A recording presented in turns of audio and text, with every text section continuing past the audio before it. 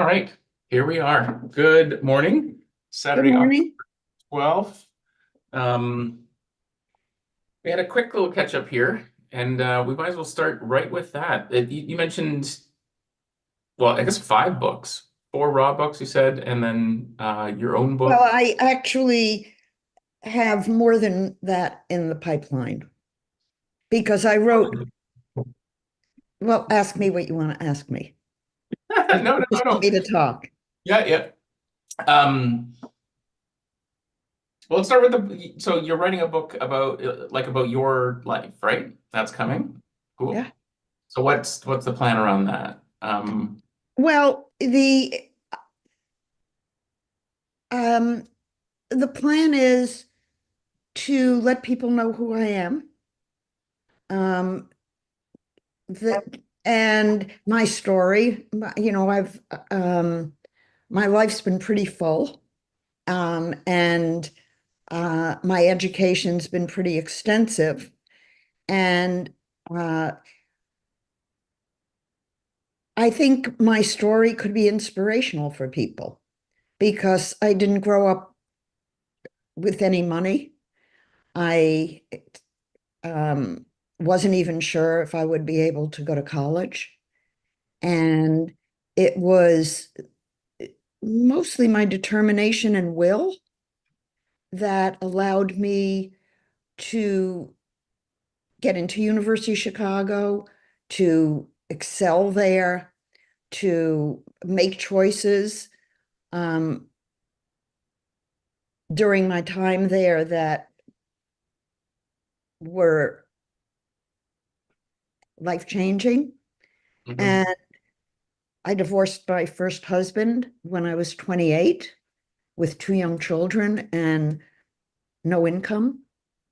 And I didn't really take anything. I just wanted out with my life and my soul. And those kinds of turning points and stepping stones and choices um, create the progression and the trajectory of your life. And then meeting Marvin in India, as we did, uh, and committing to a spiritual life with integrity, that put me at great risk in many ways. So I think telling my story and also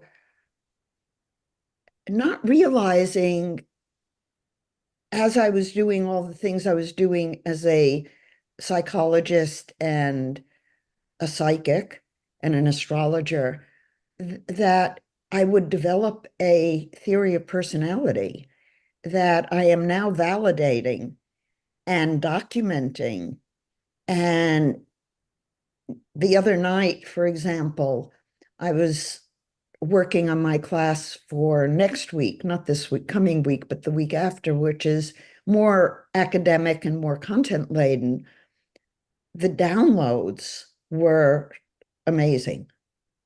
And really, it's not me, it's information coming through me and pretty amazing what it's showing me about consciousness and spirituality and recognizing that some of the roots of that knowledge were defining and pushing my life forward in ways at the time I didn't know.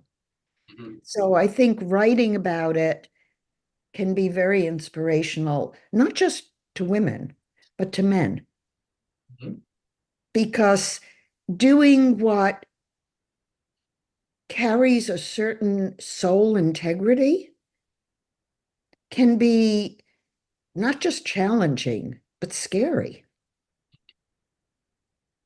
And Well, so that's the book I'm going to be writing. I committed to have an outline of it by the end of November, and the publisher says they could get it out by July.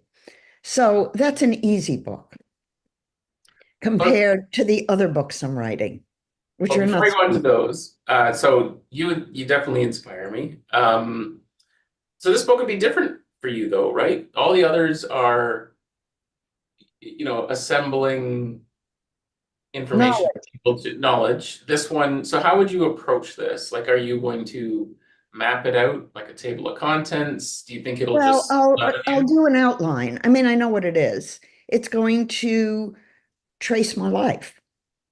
So early childhood, teenage years, early teenage years, later teenage years, my first marriage, that block of time. What were the areas? I'd probably break it in internally into the four worlds. And, you know, there are times when I was more focused on a mental world and the success in it than I was on, let's say, my physical world. Mhm. But they always overlap. One of the experiences I had when I was in graduate school, worst month of my life, was the 1 month in my life when a gynecologist put me on birth control pills, to which I had a very violent reaction Mm. to the point that I couldn't stop throwing up. And so they put me on a drug to stop the nausea. And it didn't want to take me off pill in the middle of a month. So I took a drug that gave me an extrapyramidal reaction, which is I was shaking.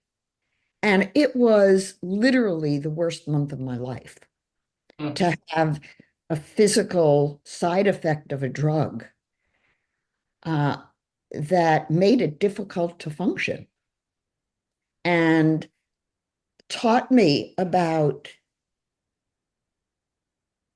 not using drugs, staying pretty organic and natural and um, not contaminating my body. Well, let's go down that road, birth control, because there's so many questions I have all of a sudden. We'll have to come back to the other books in a bit, maybe. Um, Seems to me, or I've read or seen and or contemplated, like birth control is trying to control a cycle for a woman, and Well, not it's kind all of putting birth it. control controls the cycle. Sorry? Not all birth control controls the cycle. No, sorry. I mean, I guess I'm definitely Control not an expert pills in it. control the cycle. Right. And in my view, they've done a lot of damage, not only to women and their physiology, but also to the environment. Because we pee out, women who take birth control pee out estrogen, and it gets into the water table. Ra and Marvin and I talked about that. Well, that's not And even something I it considered. changes, you know, look at what's happened in since birth control pills came on board in the 60s. Look at what's happened to relationships, to women, to children, to the psyche. Not good. Not good at all. No, it's yeah, I was having a conversation with my sister about that a bit yesterday too. Um, like men and women have evolved over tens of thousands, 80s, hundreds of thousands of years, right? Mhm. So in the last 50 years, it's we're all the same, like it's sort of like, the view is we're all the same, behave the same. It's all a mental thing, No, we don't. and we don't, right? There are definite sex differences that have been validated scientifically, and um, men and women are different. And I like the differences. So I'm a little bit old-fashioned. I believe in feminine wiles. I believe in relationships. I believe in people connecting as soulmates. And I've been very fortunate to be in a relationship with my soulmate. Mhm. Okay, now we're talking about soul. I remember from class the other day, something I hadn't picked up before. So the soul is in the sacral, right? According to the Tree of Life, Okay. the knowing of the I develops through the sacral center. And we know now from a medical standpoint that the gut flora is critical, not only in health, but also in psychological health. Mhm. And the psychological literature now has data that certain probiotics can help depression and other kinds of things. So getting the gut flora aligned is important in mental health as well as spiritual health. Hmm. Well, yeah, I mean that clocks. As you know, I've had lots of bladder and urinary tract things, and with antibiotics, it was probably suggested to me to have a probiotic, and I missed it. But like I basically took a bunch of antibiotics over the last few years, no probiotics, and then I've had conversations with Marvin about stuff on my back, and it's all kind of clearing up now, and it's been taking a daily probiotic. Uh, yeah, it's amazing these little things, but they have a huge impact. Huge impact. Yeah. So when you say gut flora, like, are we talking about the gut brain as well? I mean, it seems like there's a lot of talk of like the brain is, or the gut is more, and then what is the gut? Is the gut the sacral and the solar plexus? Is that the gut brain, or is it Um, specifically? well, the way we think about chakras, um, in the Indian system, we had 7 chakras. In the Tree of Life, we have 10 Sephiroth, centers of energy that have all 4 worlds, each one. So I don't know from a physical standpoint, but I know that when I know what I know, it's a deep gut feeling. And when I say gut, I mean a core feeling. Mhm. When we say the word I am, I do, I think, who is that I? And where do you experience it? And I think most people would say it comes from the core of their being, wherever they identify that core to be. And I strongly believe that it is essential for everyone, children especially, to be treated according to who they know themselves to be. And often parents don't ask their child what the child wants.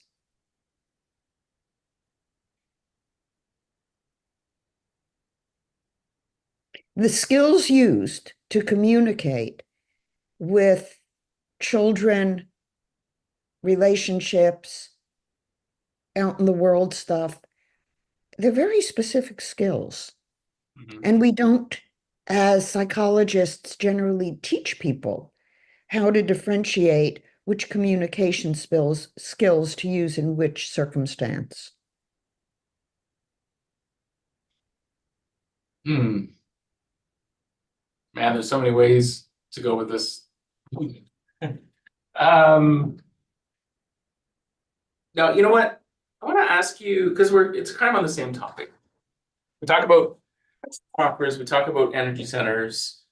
Um, Before I met you, uh, and I guess that's not important. It's more like with traditional human design, there's this idea of a healthy center or like a healthy defined center and an unhealthy defined center.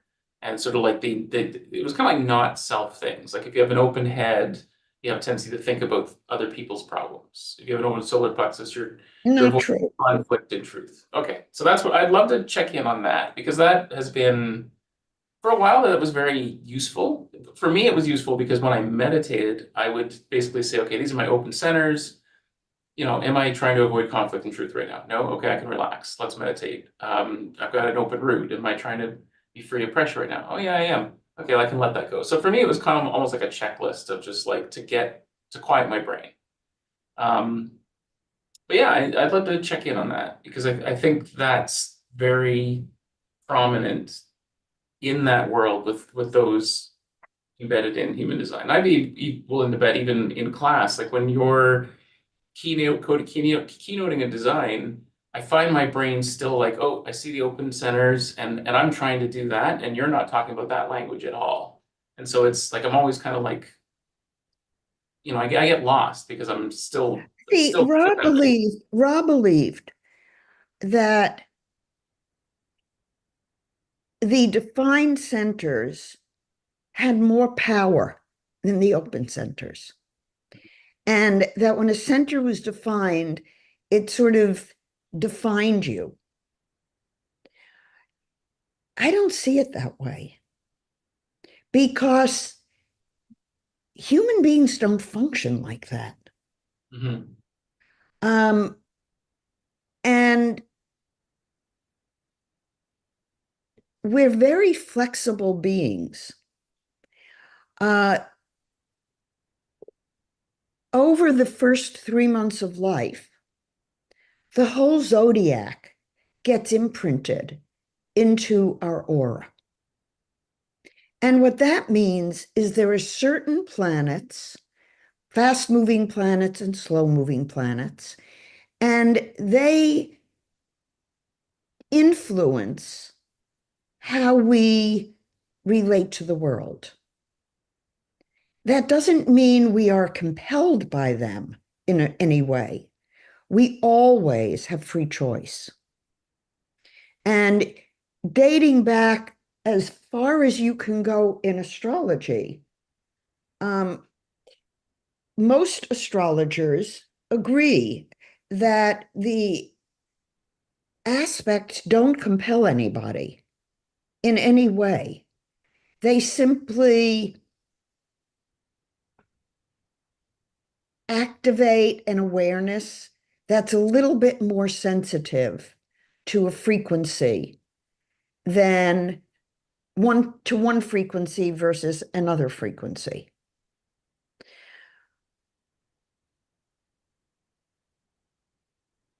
I've done things that people would not usually do if they are hard, fast astrology students, like Mercury retrograde.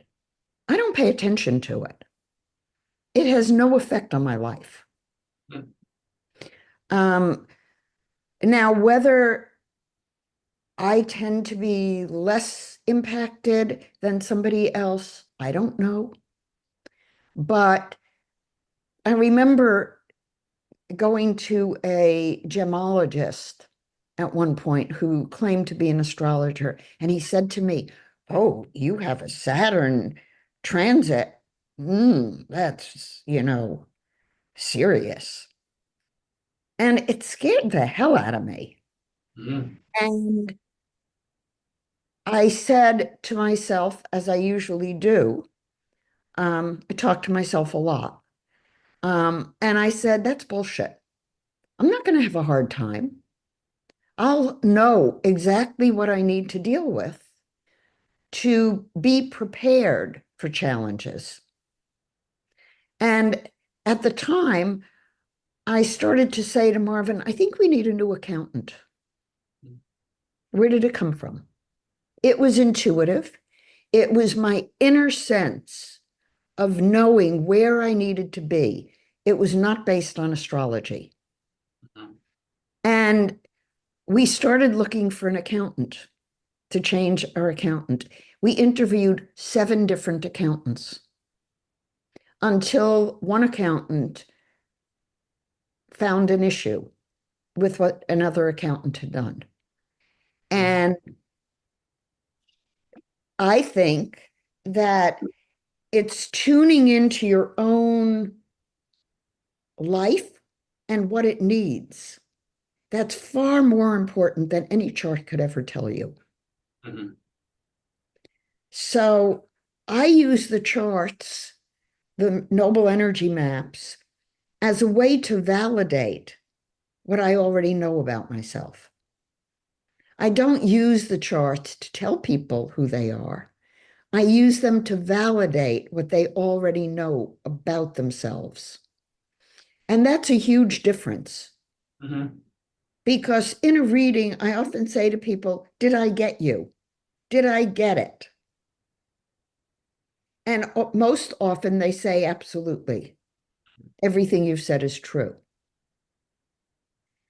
On the other hand, I know that if I were to do a human design reading, I wouldn't get people. Yeah. It's interesting because it's like so big. Is that Ra's words or human design terms? Like when you say a center is defined, like defined, that makes it sound quite like a heavy duty imprinting. So is that Exactly. yeah. So like when I have a gate, uh, and two It's gates. slight predisposition Mhm, to perceive energy in a certain way, mhm, but you do not need to perceive it that way. mhm. Yeah. So let's take your Mhm. chart. You have the 57, 34, 10, And 20. 20. Yeah, I have that whole thing. So you have that whole channel. Now, that makes you very committed to doing your own thing your own way. True today. I was not that person before, right? Because because of what you were told about yourself. Mhm. But if somebody had said to you, you know, Sean, I really respect your judgment about yourself. What do you feel is right for you? Your life would have gone on a completely different trajectory. Mhm. And that's because from the time you were born, you had a sense about yourself. Mhm. And the difficulty you run into in your life has been when you haven't listened to yourself because something outside of you had authority, For sure. but you didn't stop knowing what was right for you. Yeah, I was still always resisting, just not with enough backbone to actually accomplish it. I would still just get not smacked, I was never hit, but smacked down emotionally, mentally, stop being extra. Um, so it's funny because the way you describe that is the way I've heard someone with a defined G center being described. Like it's I've enjoyed. Well, you don't follow Hollywood too much, but one example that I used to use, and I'll have to revisit, is you could like as someone that's a good actor tended to have an open G center, it seemed, and it was because they could sort of chameleon or morph to their surroundings or change. And so there's one sort of fun example, which is Brad Pitt, a very famous actor. There's a picture of him with each of his wives, and he always looked like each of his wives. He would dress like them. So if it was Jennifer Aniston, he like they'd be together. He would just morph to suit the partner he was with. And I always took that as the G center being undefined makes him a great actor. And I always thought, like, if I was ever an actor, I'd probably be more of a Christopher Walken or Jeff Goldblum. Like, those guys are just always themselves. It doesn't matter what role they're playing, villain, comedian, whatever. You just know that that's that person because to me, I always took that as that's It the has to defined G do, center. you see, in psychological terms, um, and I had a professor who studied actors, Academy Award winning actors. Mm, Um, and what he said is most actors, if they're successful and you ask them, if you couldn't act, what would you do?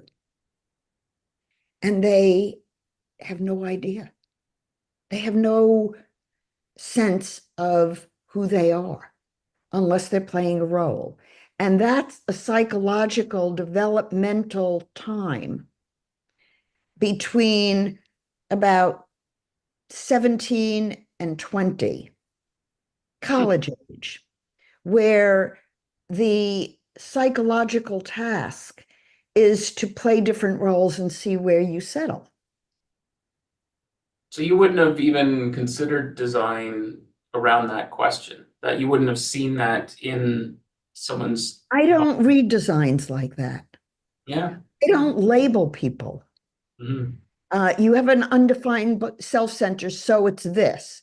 In Mhm. fact, Ra said, if you have an undefined um, self-center, um, don't make promises. Not true.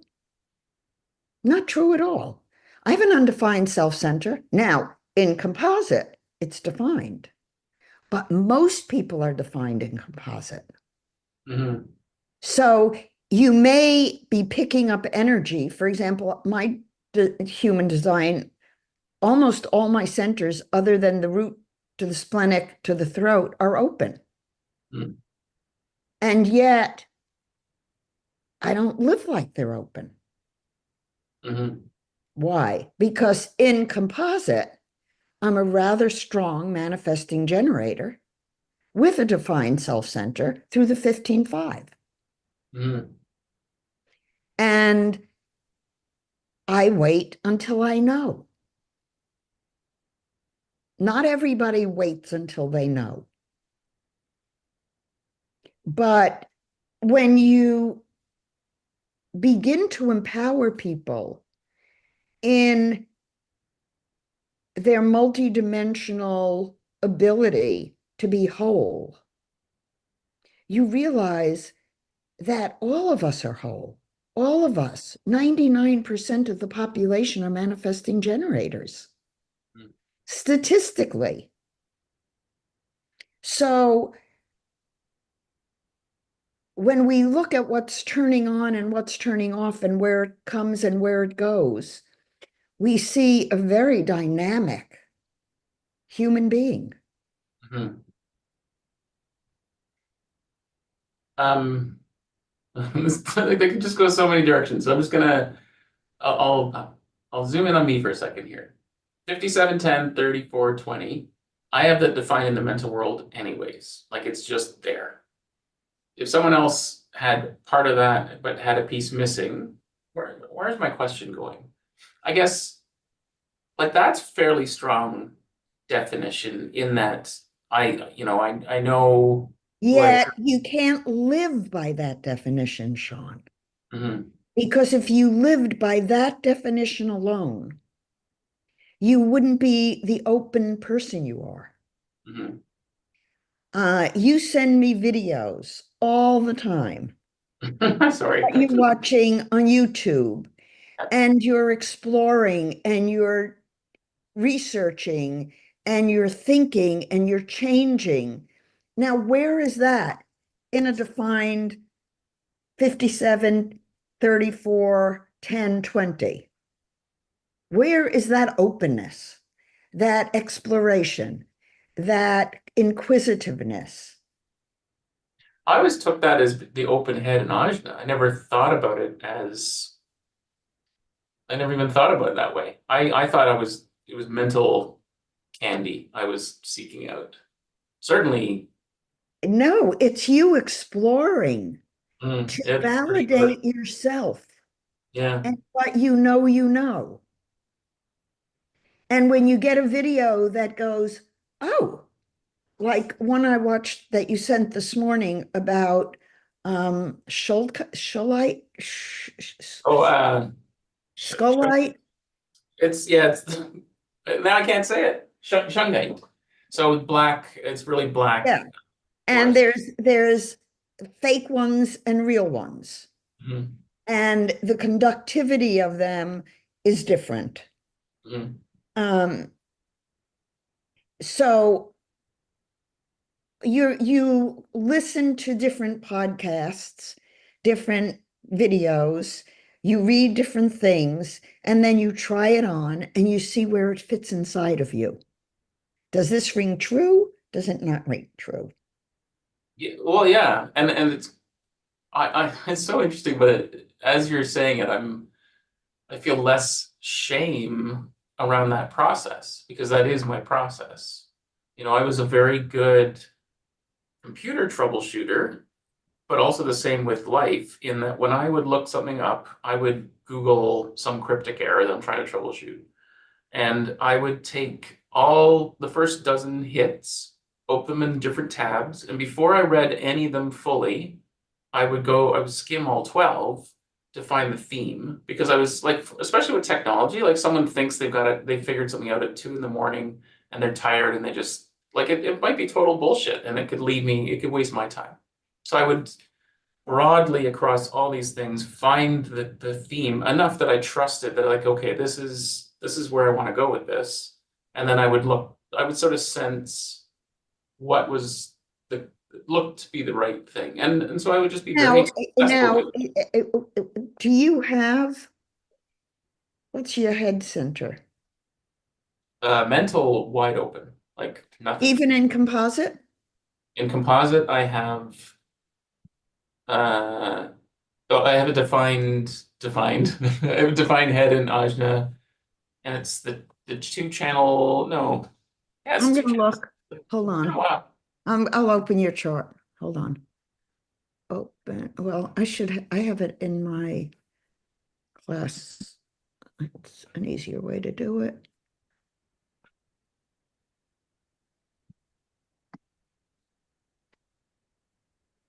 Charles has the auto update in your software now too. I just got an update I there. know, which I haven't done yet because I haven't had a chance to have him walk. He usually takes over my computer and does it for me on a Team Viewer.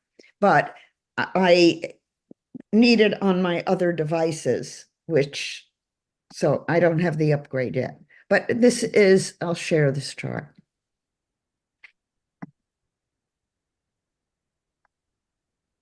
Here's your chart. Yep. And if we go to the composite, you have 1, 2, 3, 4, 5, 6, 7 activations out of the self center. You have an extremely strong activated chart, and notice that it's a split definition. The crown to the ajna is activated, and then you have two activations coming from the throat, but they don't have bridges or portals to the crown and the ajna. So what we see is prenatally,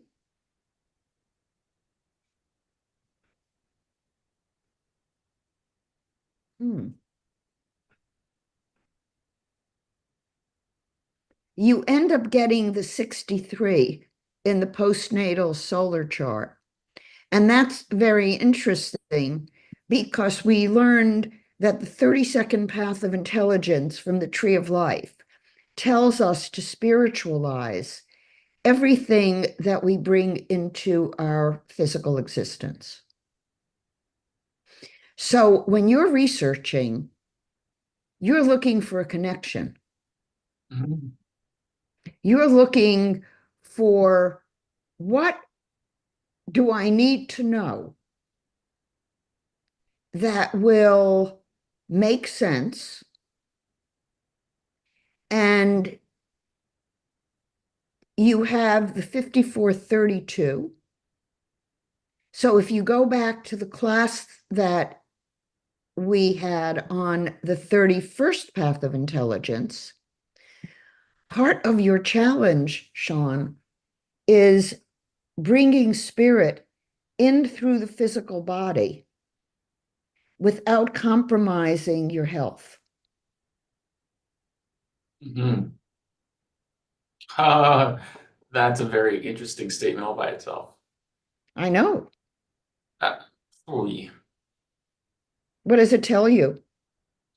Well, just purely from a metaphysical level, and it's been the last few months, almost a year. When I refer to alcohol, I refer to it as a spirit,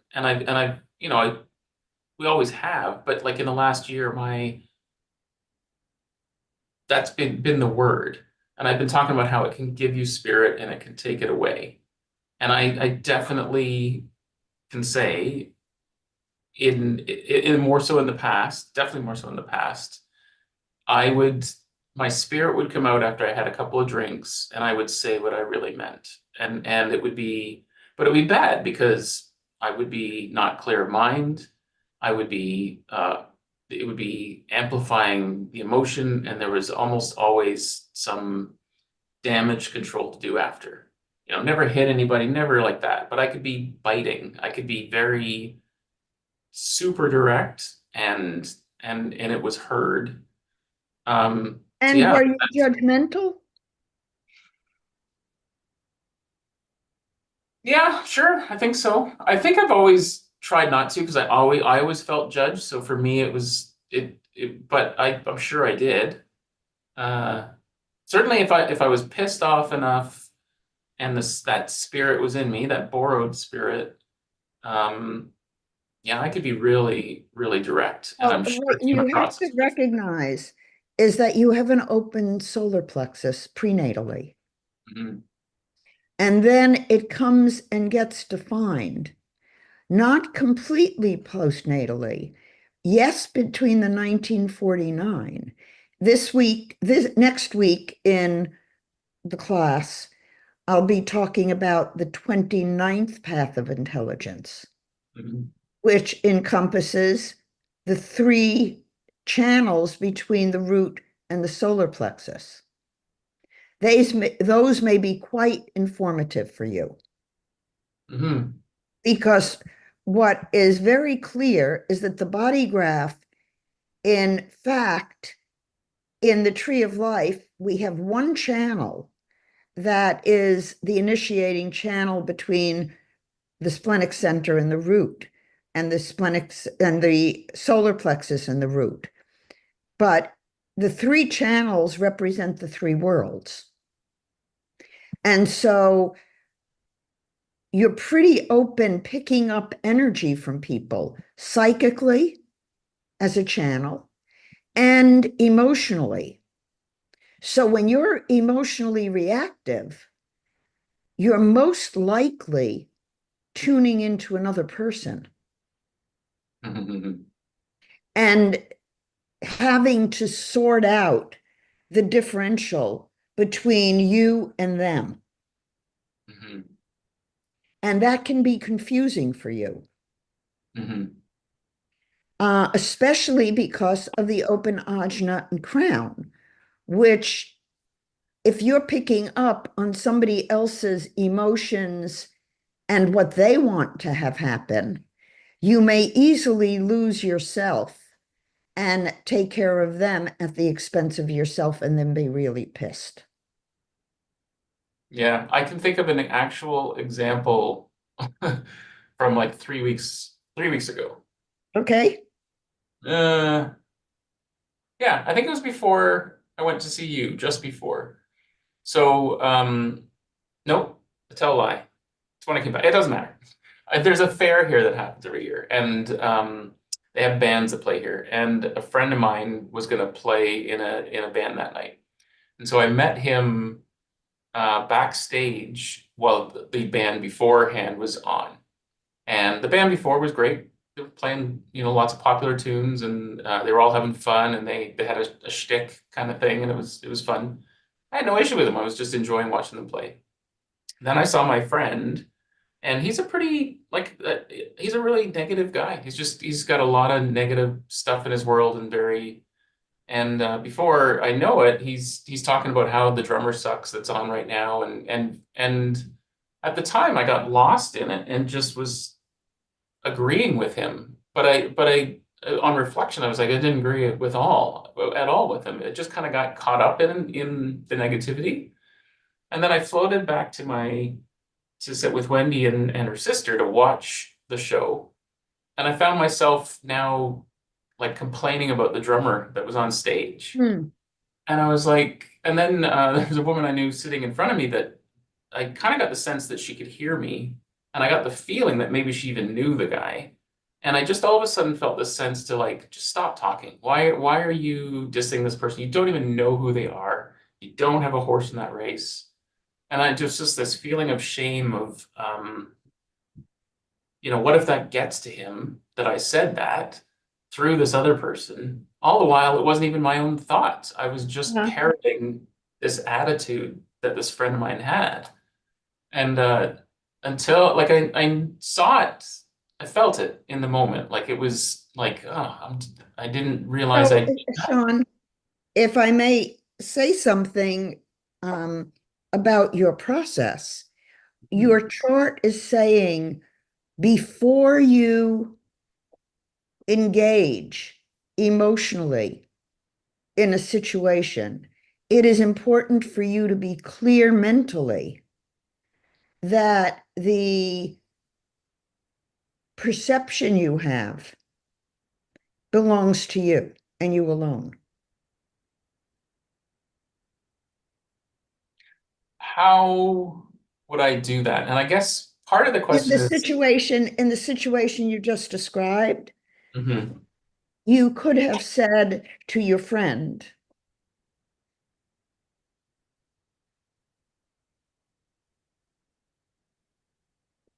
what might you consider your friend to change the situation that you're not happy with?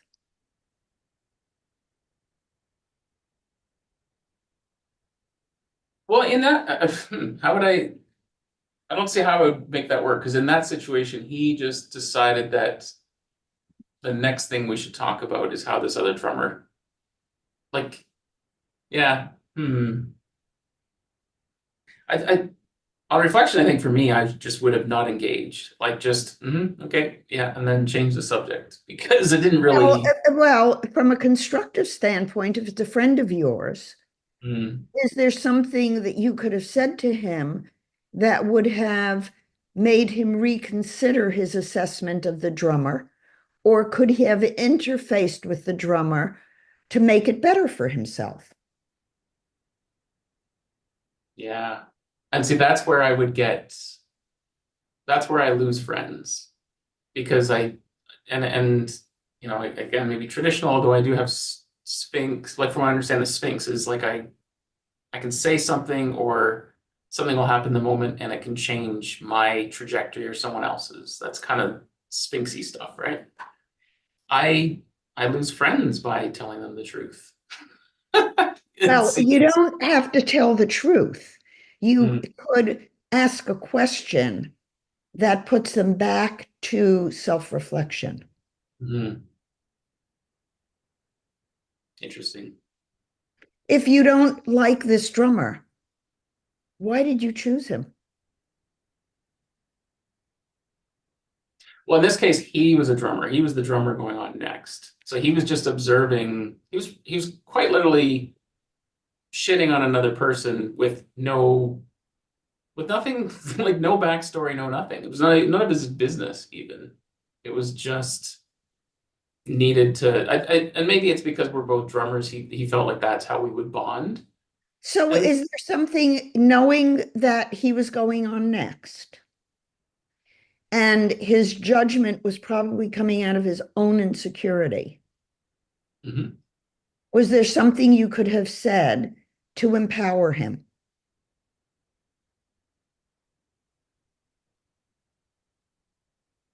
I'm sure there would have. It's funny. I know you're right that it comes from insecurity. He's so shelled up that it'd be hard to spot it physically, right? He actually goes on stage with a lot of bravado. Um, mm, He yeah, does protest too much. I'm sorry. He protests too much. Mm, When you mm, feel secure, you don't have a lot of bravado. Mhm. Yeah, for sure. It's quiet. So, what I'm saying to you, Sean, is if we look at your design, you have open crown and ajna. Mhm. But when it comes together, you know something you didn't know before. Mhm. And so we know that the task of consciousness is to rise to the highest level of understanding and knowledge without judgment. And the judgment of the 5818 is a judgment of truth and integrity and spirituality that gives you the understanding and intellect to understand another person. So, this example you used is a great example for you to go back to with your chart and say, how could I use my emotional intelligence to help transform this person's negativity Mhm. into love, compassion, and consciousness for his fellow drummer? Yeah. And maybe the difficult thing right now is reflecting what I would have said or done differently. I feel more capable and empowered than in the moment, even 3 weeks after that event. I think I would have handled it differently this time. Like that was the learning exercise, was to be like, holy shit, And I did that. when you learn, there's no judgment or negativity towards yourself. Mm. So I want to come back to, because I think it was the 360. Yep. So open root.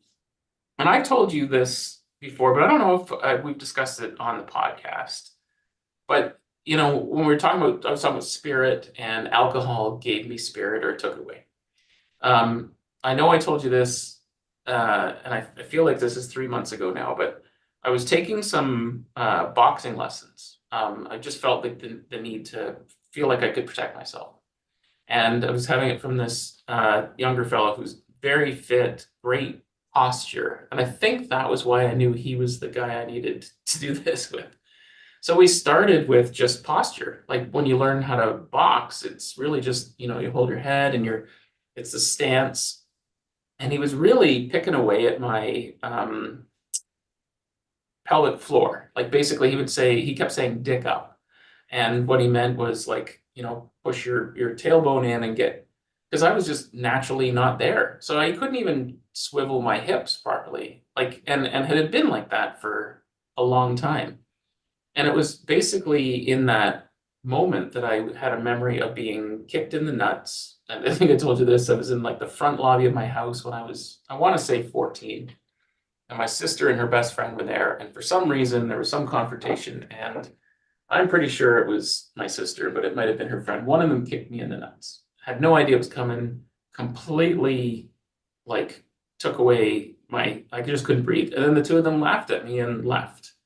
And that, like, ever since then, my spirit was gone. Like, my pelvic floor dropped. I never had a full breath again. When I would drum, I couldn't sing because my breath was constrained. Like, it fucked with my posture, it fucked with everything. And I knew in that moment that was like a huge moment in my life. I don't know what I would have done differently, you know, um, someone that I cared for could laugh at me in that situation. It literally took my breath away, and it took my spirit away, I think, too. Like, it was a big part of it. So it was during that week of this, like, he was getting me to lift my pelvic floor, and it was so painful to actually hold that position. Like, my psoas muscles were so weak that like it was uncomfortable to do that. And pretty much every day I still, like, when I sit down, I'm like, oh, I gotta tuck my tailbone in. Like, it's such a natural position for me not to be able to breathe from what I see as the root to the sacral. Like, the spirit's there when my posture's there. And that seems to activate the whole central column and it lights me right up. Like it gives me its spirit. It gives me like it just changes me physically head to toe. So when you're talking about that today, it was like it's not only just the path of what I'm watching visually, but like you were talking about how I validate. I have validated that. It was like it's there, and now it's just habits, routine. I have to remind myself. Like it's almost still seems insane to me that I have to remind myself to sit up straight because it's good for me. Like it's actually it's just so bad for me not to be. But it's such a habit. Anyways, all that clocks. It's very, very true. And it's interesting to me that, the body graph and the total integrated vehicle has only come into my mind in the last 5 months, right? I had no awareness of it before you. So it was almost like I needed that information to arrive at this time too, or maybe I wouldn't have. I don't know. As you'd say, God's hand. Just the information keeps arriving and clicking in when it's needed. So thank you. You're welcome. Good idea to drink. Yeah.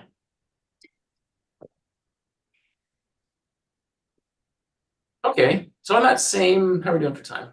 Oh, we're doing fine. That same wavelength, I think it was in the last webinar, you were talking about Kundalini, and I think it was during the attunement, maybe even. And I felt like maybe you were just talking to me because it was like, watch that Kundalini, you're gonna get this. You seem to be implying like the energy, you get that spirit in you, but be careful and use it wisely because that spirit Has power. has power. You need to sit with it. And so it's just circling back, like that's what booze did for me. It gave me the spirit because I didn't even have it physically in my body. It was constrained. I literally couldn't breathe from the root up in the sacral. But you can now. Mm-hmm. Mm-hmm. Yeah, 100%. So now it's important that you stop thinking that you don't have it. Mm-hmm. And let go of all the years that you didn't activate it. Mm-hmm. I mean, you activated it, Mm-hmm. not something outside of you that activated it. So let me be clear. Every human being is complete. Every human being, normal human being, is born with everything they need to be a complete person. We're not partial. We're not frozen at the moment of birth without process moving fluidly through us. And we get to do with our life what we choose. And if you think back in your life to turning points and what you did with them, you can go back and make a different decision. So to say to somebody, you are this, and this is who you are, I think that's a little bit damaging. Mm-hmm. Oh, I think, let me see.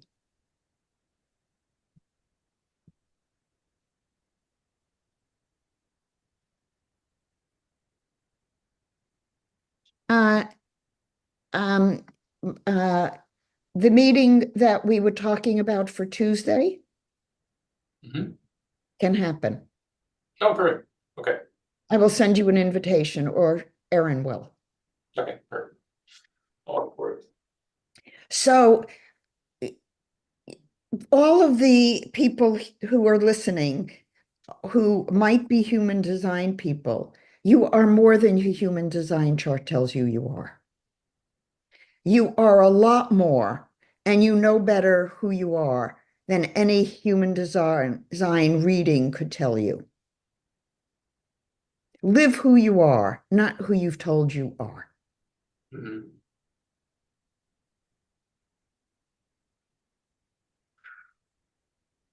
So good. Yeah, I'm still you know what's strange is I feel like I've known everything that we've just talked about this morning for a few weeks, and it just hadn't quite landed as clearly. Um, and then even just the physical aspects of this week. I don't know if I mentioned it on the podcast. I know I mentioned it before, like today when we were talking, but you know, I did this um acupuncture and sound and gong bath thing last night. Mhm. And you know, just I don't even still I don't take a lot of time to just lie there and enjoy what's going on. But having a couple of really tiny needles, you know, to the point where hard to tell that they're there, except they were very there, and they were activated with these gongs and like just this everything moving through me. Um, yeah, still just having an impact. Hmm.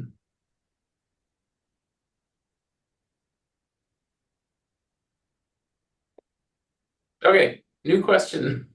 Okay. Almost, I think in almost all of our conversations and in the webinar class, I haven't heard you mention the design crystal, the personality crystal, or the magnetic monopole very often. But Mhm.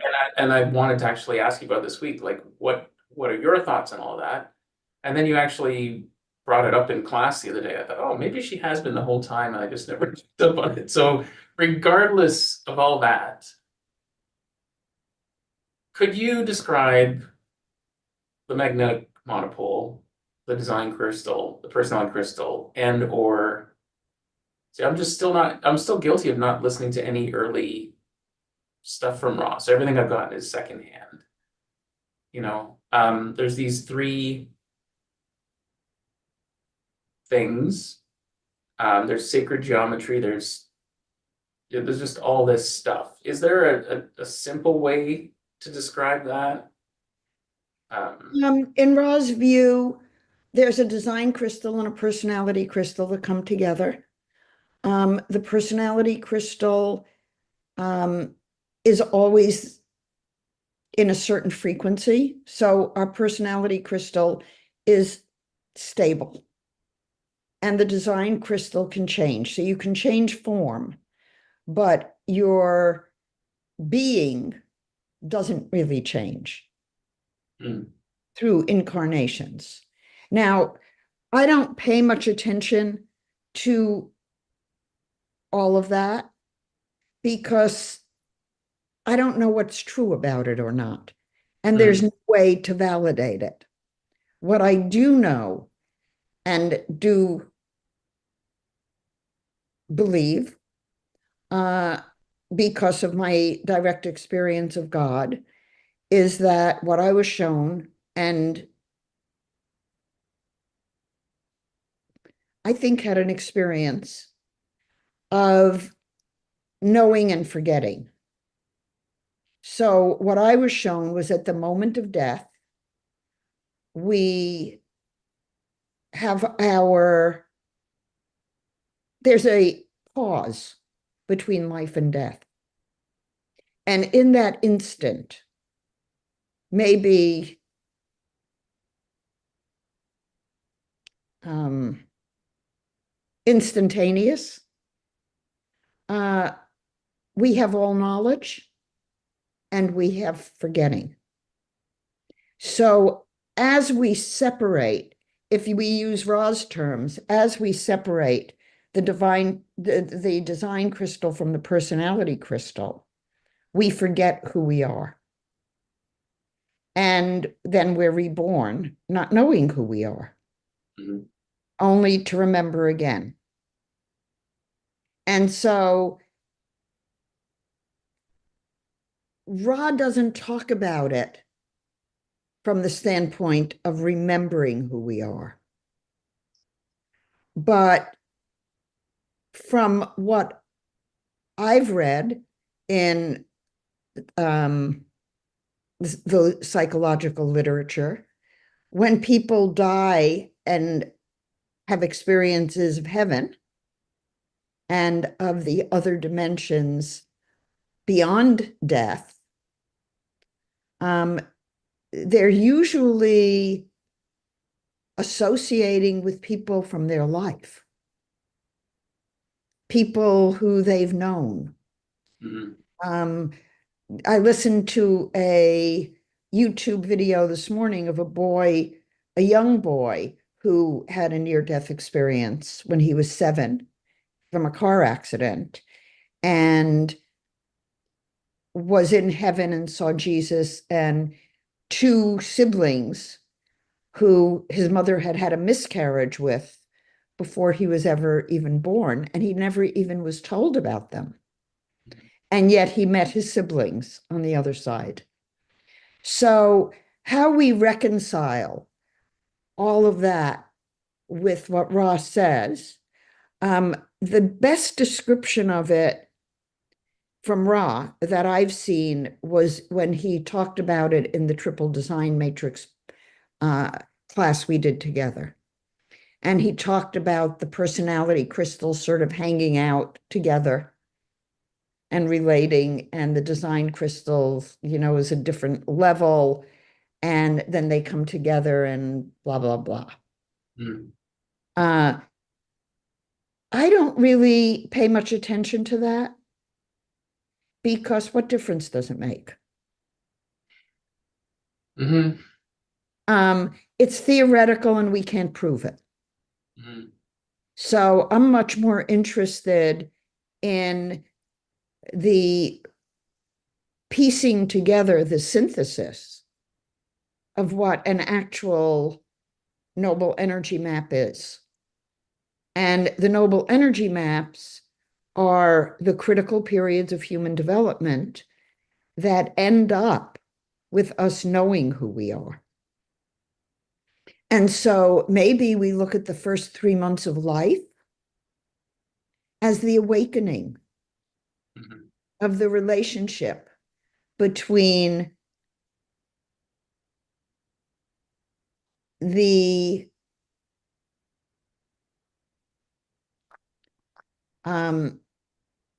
design crystal and the personality crystal, to use Ra's terms. But if we can come in different forms, like here I am holding Luke in my arm as we're talking, I wouldn't be surprised if I was a cat sometime Mm-hmm. or a dog sometime. Um, and the connection I feel with my animals, so profound. I mean, I cannot imagine living without my animals Mm-hmm. at all. I mean, a life without my cats and my dogs at this point would be somewhat empty Mm-hmm. because they bring so much spirit. And I usually say, when you're going to meditate, let your animals be with you because they bring us into the spiritual realm. So I don't know if what Ross said is true or not true, and what difference would it make? Mm-hmm. Man, so many questions there, but right at the end, you were talking the dog and spirit. The last night, I was, my brain was just going. Like it was like, these are my thoughts. There was something I was trying to process. And Willow's like 8 feet from me lying down sleeping. And she starts having a dream, like a really, you know, and her legs are kicking away and she's whining and I woke her up. I always do because it always seems like, oh, she's having a nightmare. But I just remember that phrase, like, let sleeping dogs lie. And in the moment, I thought, like, was she having her own dream or was she like, what was she experiencing my thoughts? They were so intense at the time that I almost felt like the energy would have been disruptive to her sleep. And then when I think about, the dream rave or whatever we want to call it, and she's lying down and, was she experiencing my thoughts because we were close and within aura of each other? And should I have let her be? Just remember thinking that last night, and then it just occurred to me now as we're talking, like, was she experiencing my thoughts in her dream? Was I disrupting her sleep? I mm, we have no way to know. Mm, I mean, my let's see, I have two animals in here. I have two cats sleeping in here now. Um, I don't know where Sam is. He's usually in my room. He's probably on my bed, which he considers his bed. Um, but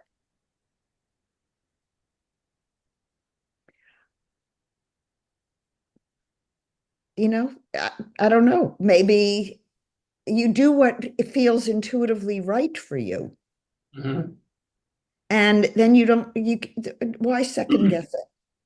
Yeah, I guess it just seemed like in the moment, I felt like I was influencing her sleep because I was just having such an intense. And Um, then when she woke up, what was her state? uh, she looked right at me, kind of like, dude, I was sleeping, and then she just closed her eyes and went back to sleep. So, just probably what she was saying to me with her eyes. So, okay. So I Um, guess you could have left sleeping dogs lie and they would have I been harm to her. Yeah, I think a little part of me just doesn't like it seemed like she was suffering in that dream, right? It was that sort of like whiny legs kicking, like she was trying to escape from something. And so, I don't like those dreams. But like, is that me interfering? Yeah, I don't even know why this is on my mind, other than it's not the first time it's happened. So, Um, Trust your intuition. mm, If you feel like interrupting her dream gives her a chance to go back in and do it differently, mm, then you did the right thing. mm. Yeah, she didn't No, seem we can, happy. Sean, we can make ourselves crazy second guessing everything. Mm, And what's the point? mhm. Yeah, interesting. Katie DeJersey, my mentor astrologer, always said to me, "Dear, don't live your life by astrology." Now, that said, some of the things she told me came true, but I didn't do them because of astrology. Mhm. I didn't move to California because it was in my chart. And in fact, I could have made a different choice. But I made the choice I made because it was right for me. Mhm. And my chart seemed to show it. Same thing the day and time I met Marvin. Now, I could have walked away from him. And had I walked away from him, would I have met somebody else? Because it was in my chart to meet somebody? Right? There could have been another one right around the corner or something. Or, I was there in India and I had met many people Mhm. and had talked to many people. And if I had but not been conscious, I could have ended up with one of them. Mhm. So there are many variables. Mhm. Don't try to figure it out, it'll make you crazy. Yeah. Just live. Yeah. and Yeah. enjoy living and enjoy the people you're living with. Mhm.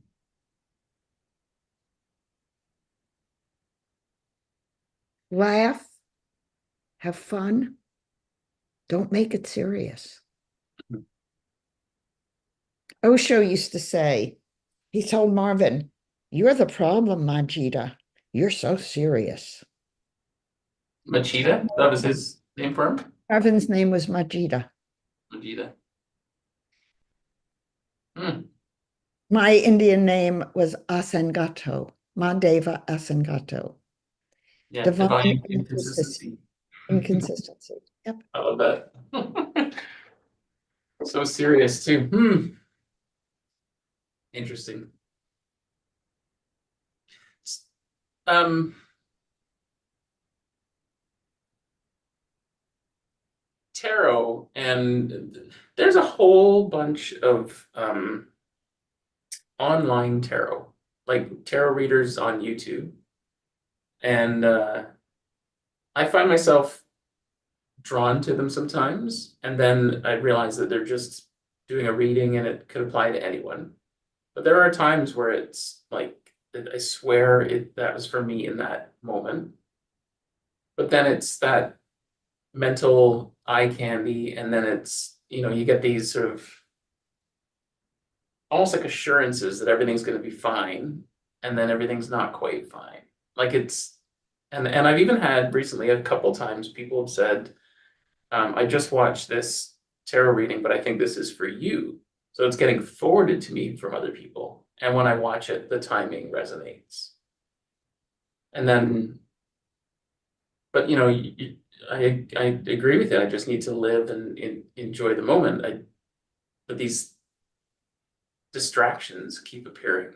And you And can say no to distractions. yeah, some of those distractions sound good though, right? Like sometimes it's like, oh man, that's exactly what I need to hear. Uh, but then I don't take action because it's already here, this kind of talk. So So what are you saying? what am I saying? Mhm. What is the message for yourself? I think the one thing is I don't know what I want. And I think you're asking me all the time, what do I want to do? And I still struggle with the answer so much. Uh, but Maybe, Sean, you're doing what you want to do. yeah, yeah, I kind of am. And more so. And more um not worrying about having a plan. Because I definitely enjoy what I'm doing in the moment. And if I get ahead of myself, it gets messy. Hmm. However, it is important to set some goals. Hmm. Yeah. Have you read any of Napoleon Hill or Dale Carnegie? Some Dale Carnegie, and you mentioned Napoleon Hill at least 4 times, so I'm paying attention. I will. Um, Mhm. Napoleon Hill's work is among the most profound work I've ever experienced. Hmm. Okay. And most business is run according to principles of Napoleon Hill. His book, Laws of Success, which is a lot of his stuff compiled, is brilliant. And then I have his I'm unpublished manuscripts, which are really interesting. When I pick up that book, I can't put it down. Is unpublished manuscripts? Mhm. Hmm. That Russell Brunson bought for $1 million. Hmm. And um, last year, he offered it as part of a membership package. And so, of course, I got it. And the pages were not even cut in the book. Hmm. But Napoleon Hill um, in the book says, until you discover the one self, you can't be successful. Mm. He's not still alive, right? I'm assuming. No, he's not. When was he, like, was he around a long time ago? I don't actually know nothing about him other than I've heard the name a bunch of times. Let me see when he died.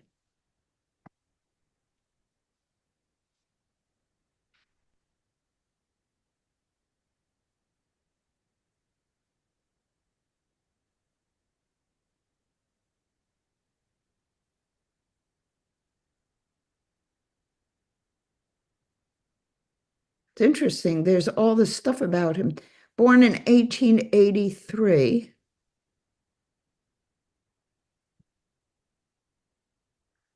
But it's not saying when he died. 1970 1970. So, in South Carolina. mhm. Hmm. Okay. Very easy reading, very simple language, very profound. Hmm. It is remarkable how much knowledge some people had a long time ago. Like Manly P. Hall, when I listened to his lectures, and they're from like the 30s and 40s, and it's just unbelievable. And it, A lot of information has been suppressed mhm, in more recent times, or just not accessed. It is available. I when I was after I divorced my first husband, and I was a single mom in Chicago. And one of my friends was a highly successful businessman, not well educated. And he was never stressed.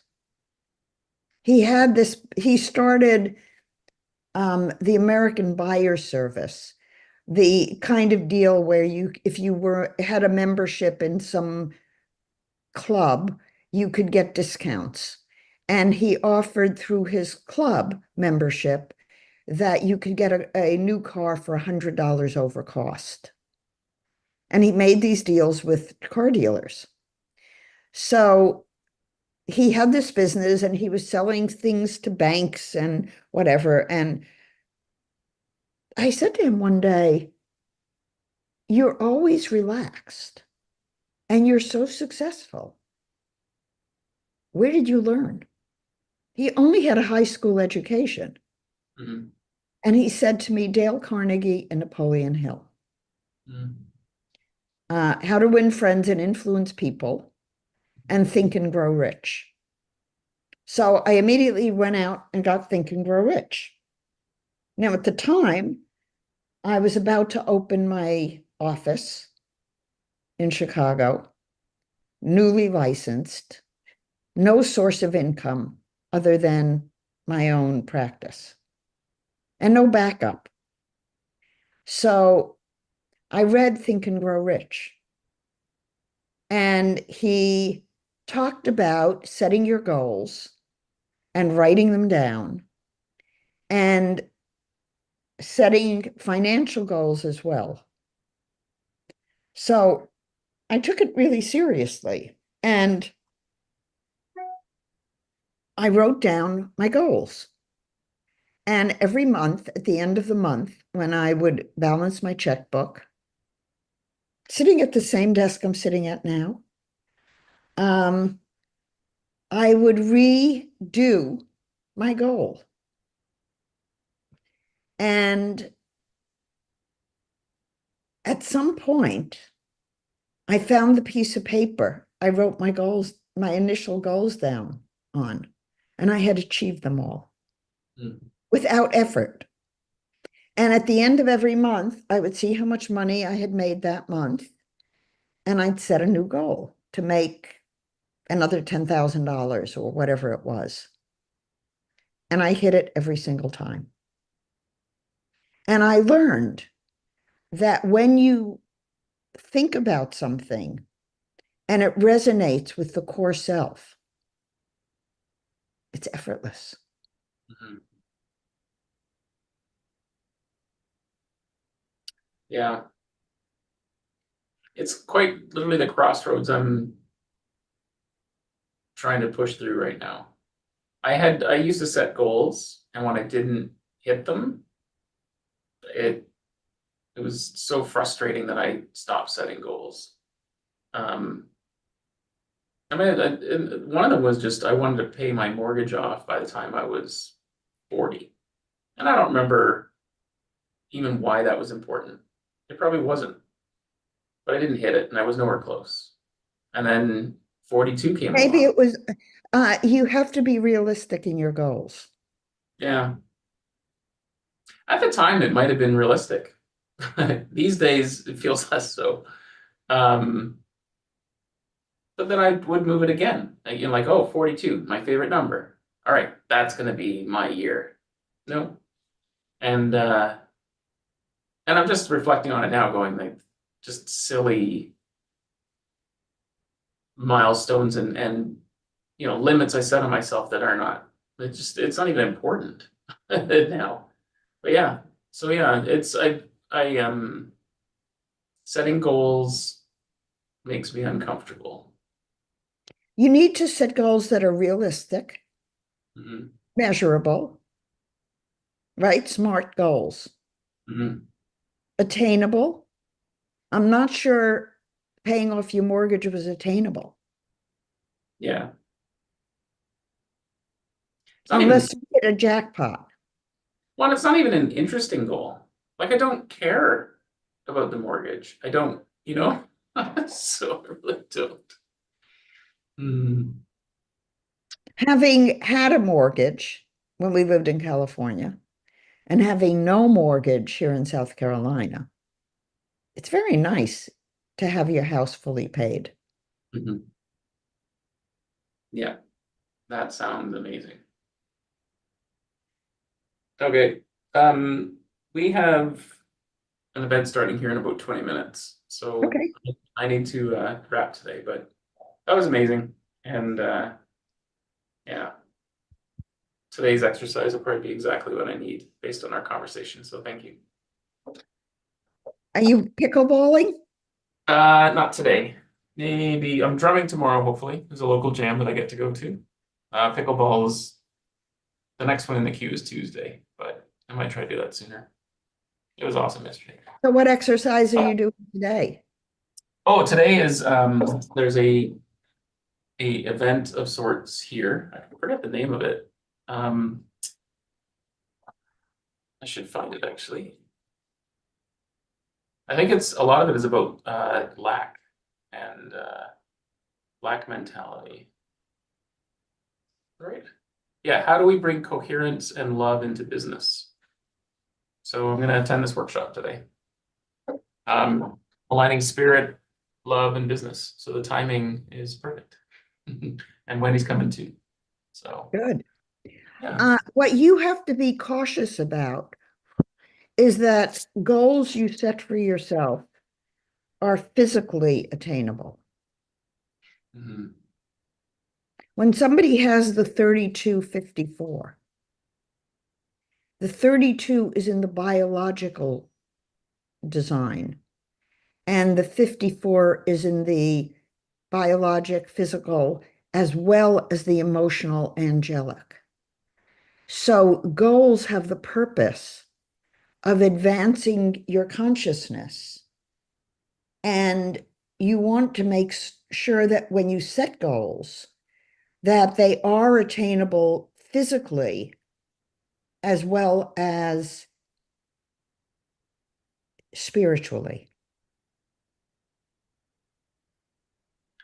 So shorter term goals versus really broad goals that I can't quite reverse engineer backwards yet. I mean, that's quite literally the challenge. I can dream pretty big and I attach dreams to goals, and I don't think they're the same thing. Dream big and then break the goals into small segments Mhm. like a ladder you're climbing. Well, that's been the theme for the last couple of years. I should actually try that for a bit. It might be very helpful Yeah, and empowering. yeah, So, do you want to stop so you have a break between now and your workshop? yeah, I do. Good. But it was lovely to connect, and we'll talk soon.